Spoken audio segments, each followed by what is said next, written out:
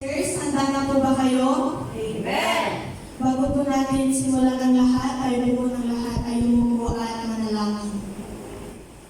Panginoon, maraming salamat po God sa araw na to, Lord, na inyong pinagkaloob sa bawat isa, Lord. Maraming salamat po God sa isang linggong pag-iingat niyo sa amin, Lord.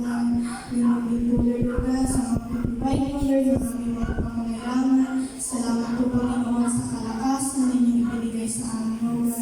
Maraming po, God, hindi kami ng kapatawaran kung ano man po yung mga nagawa ng pagkakasala, O God. Linisin po kami, O God, mula ulo hanggang talampakan, Panginoon.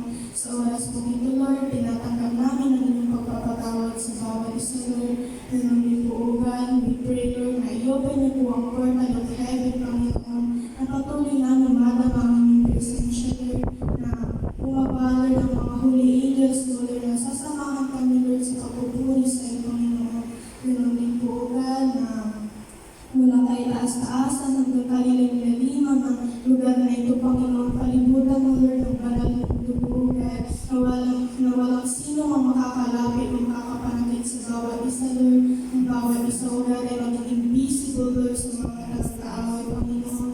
Lord Jesus, you are welcome in this place, Lord. Sa iyo lamang papuri at pasasalamat in Jesus' name.